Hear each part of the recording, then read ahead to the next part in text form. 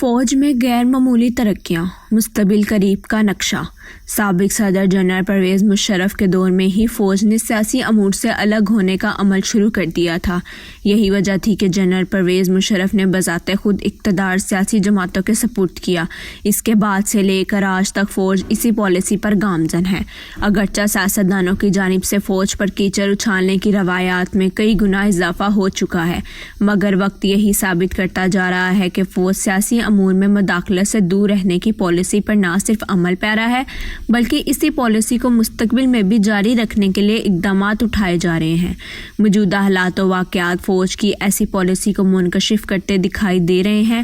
حالیہ دنوں میں پاک فوج کے اندر غیر معمولی ترقیاں کی گئیں، جن میں 12 میجر جنرلز کو لیفٹیننٹ جنرل بنایا گیا۔ فوج کے اندر ہونے والی ان غیر معمولی ترقیوں کو آنے والے 6 سالوں کے حوالے سے انتہائی اہمیت حاصل ہے۔ ان سے اگلے 6 سالوں میں فوج کے کلیدی عہدوں کا نقشہ کھینچا گیا ہے۔ نومبر کی آخری تاریخوں میں موجودہ army chief general Qamar Javed Bajwa retired ہو رہے ہیں، جبکہ ان سے قبل موجودہ 6 سینئر ترین لیفٹیننٹ جنرلز کی ریٹائرمنٹ بھی ہونی ہے، جن میں سے corps commander Mangla Shaheen, Mazhar Mahmood, inspector general training lieutenant general Syed Muhammad Adnan اور دیگر شامل ہیں۔ اسی طرح ایئر ڈیفنس کمانڈر کے سربراہ لیفٹیننٹ جنرل حمود الزماں اور انجینئرنگ کور کے لیفٹیننٹ جنرل معظم اجاز کی ریٹائرمنٹ سے بھی 2 کلیدی عہدے خالی ہوئے۔ اس کے ساتھ ساتھ نئے آرمی چیف اور chairman joint chiefs of staff committee کے ترقی کی صورت میں کم از کم 2 افسران کی جگہ مزید خالی ہوئی۔ یوں کل ملا کر فوج کے 11 کلیدی عہدوں پر ترقیاں ہونی ہے۔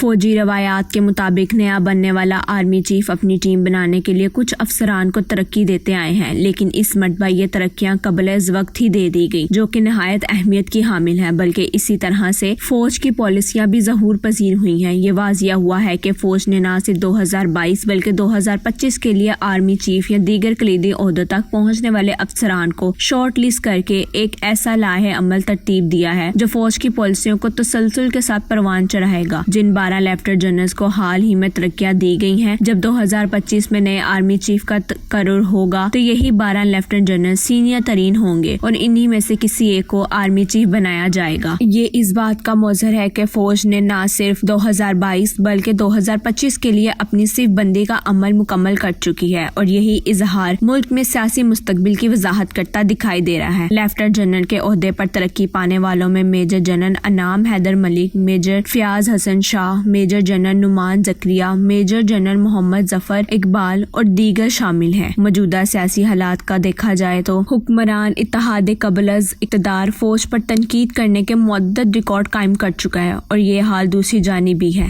تحریک انصاف کی جانب سے بھی اس نوعیت کی تنقید کا سلسلہ شروع ہو چکا ہے۔ در حقیقت فوج نے اپنی پالیسی کے مطابق خود کو سیاسی امور سے دور کر لیا ہے، اور کسی بھی سیاسی قوت کو اب فوج کی پشت پناہی حاصل نہیں۔ سیاستدانوں کی باہمی چکلش، اقتدار کی رساکشی اور نااہلی کے باعث ملک کی سیاسی عدم استحکام کا شکار ہے۔ اس سال کے آخر میں نئے آرمی چیف کی ترقی اور اگلے سال کے درمیان میں قومی اور صوبائی انتخابات آنے والے دنوں کو ملکی تناظر میں انتہائی اہم بنا دیا ہے۔ فوج تاحال خود کو سیاسی امور سے الگ تھلگ رکھنے میں نہ صرف کامیاب ہے بلکہ آئندہ بھی اسی پالیسی کا تسلسل رکھے جانے کی قوی امید ہے۔